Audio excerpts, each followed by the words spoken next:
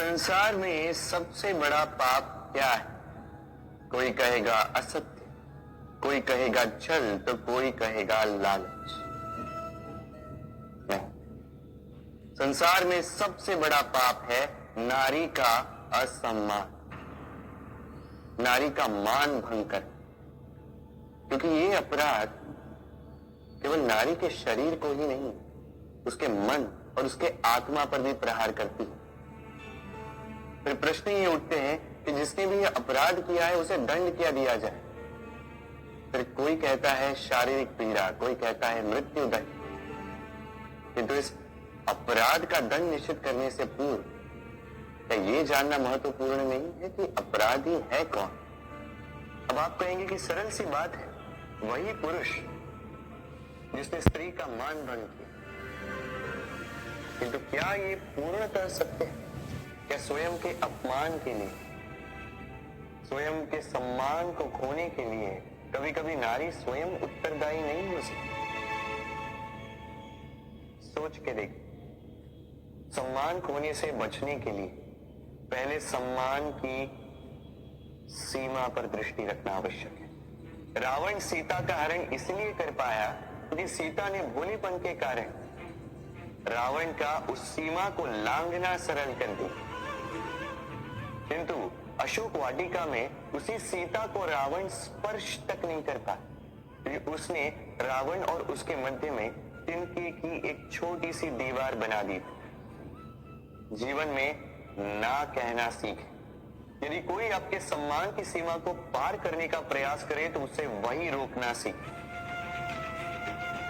आपके ऊपर उठे पहले हाथ को, पहले कटाक्ष को वही रोक देना सीखें। पर किसी पुरुष में साहस नहीं कि वो पुनः आपका अपमान करने का प्रयास भी कर सके, क्योंकि नारी जननी आराध्य है। तो स्वयं को निर्बल मानकर आप अपराधी न बने। राधे राधे। इस कमल के पुष्प को देख रहे हैं?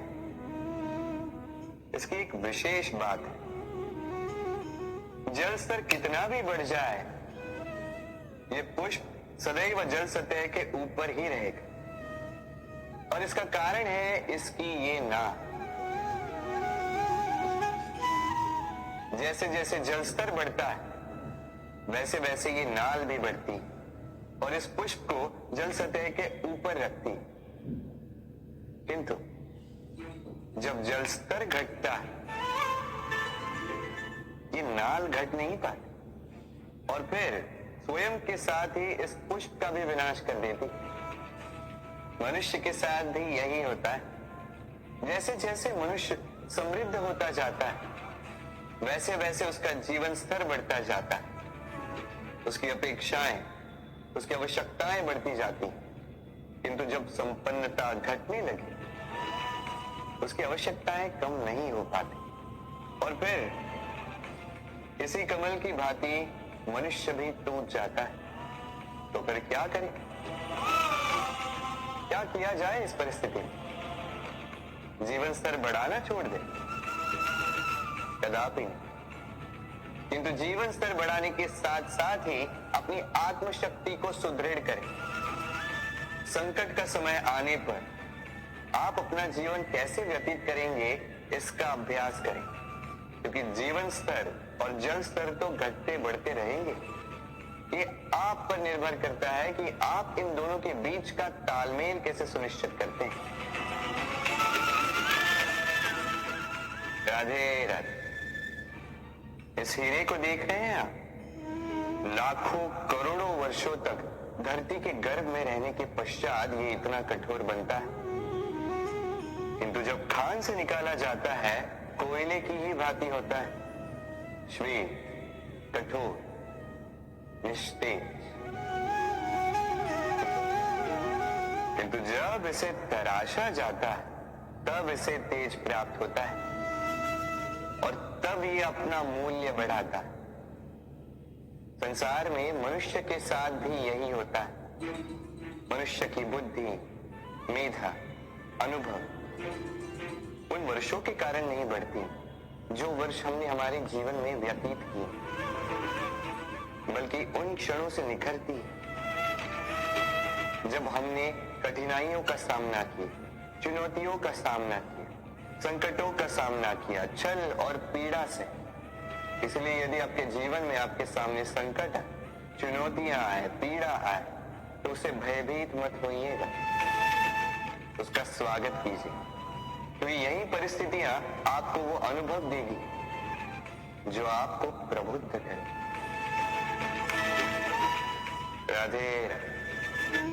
प्रकृति ने हर जीव में एक भाव भरा है ताकि वो निश्चल न रहे, कुछ न कुछ कर्म करता रहे, और वो भाव है भूख। संसार में हर जीव, हर पशु, पक्षी, प्राणी परिश्रम करता रहता है अपनी इस भूख को मिटाने के लिए। परंतु क्या अन्य जीवों की भांति मनुष्य की भूख भी पेट तक ही सीमित रहती? तन की भूख मिटाते मिटाते कब ये भूख मन और माया की तृष्णा में बदल जाती है पता ही नहीं चलता। और अधिकतर ये तृष्णा धन संग्रहित करने तक ही रह जाती। अपना जीवन जीना छोड़कर किसके लिए ये धन संग्रहित कर रहे हैं? आने वाली पीढ़ी के लिए। बड़ी विचित्र बात। अपना जीवन जीना छोड़कर धन संग्रहित करते करते अपने जीवन का सुख भी मिटा रहे हैं और आने वाली पीढ़ी को कर्म करने से भी बाधित कर। पूत कपूत तो क्यों धन संचय, पूत सपूत तो क्यों धन संचय। अपनी संतान को संस्कार दीजिए, धन नहीं। यदि संतान संस्कारी हो तो अपना स्वयं का एक संसार बना ली। यदि असंस्कारी हो तो आपका बना बनाया संसार यूं ही नष्ट कर दी। इसलिए जीवन में यदि कुछ संचय करना है तो ज्ञान संचय कीजिए, प्रेम संचय कीजिए, और मेरे साथ प्रेम से कहिए राधे राधे। जीवन को रथ कहा जाता है, किंतु क्यों? अब आप कहेंगे कि इसलिए क्योंकि जीवन भी रथ की ही भांति चलता रहता है। किंतु कभी आपने इस रथ को समझने का प्रयास किया? रथ में आगे अश्व होते हैं और पीछे पहिए। ये अश्व आपके कर्म और ये पहिए कर्मफल। ये अश्व जहां जाते हैं ये पहिए उसी के पीछे पीछे आते हैं। यदि आपके अश्व यानी आपके कर्म शुभ सरल मार्ग पर चले तो आपकी यात्रा आनंदमयी होगी। यदि दुष्कर्म के बुरे पथ पर चले तो आपकी यात्रा गड्ढों और झटकों से युक्त होगी। अब चयन आपका है, आप क्या चाहते हैं? आपकी यात्रा आनंदमयी हो या पीड़ादायी? अपने कर्मों के अश्वों को नियंत्रण में रखें। फल का पहिया सदैव आपको मधुर रास ही देगा। राधे राधे। बताइए श्रेष्ठ कौन? रेशम के धागे बनाने वाला या उन धागों को बुनकर वस्त्र बनाने वाला? निश्चित रूप से वस्त्र बनाने वाला। अब बताइए श्रेष्ठ क्या है? माटी को पूरे तट पर बिखेर कर रख देने वाली बाट या उस माटी को समेट कर उसी से एक मूर्ति बनाने वाला मूर्ति का? निश्चित रूप से मूर्ति का। अब बताइए श्रेष्ठ कौन है? देवताओं और दानवों का वो दल जिन्हें अमृत प्राप्ति के लिए इस संसार में हलाहल फैला दिया, या वो महादेव जिन्होंने इस हलाहल को सूक्ष्म करके अपने कंठ में समाहित कर लिया?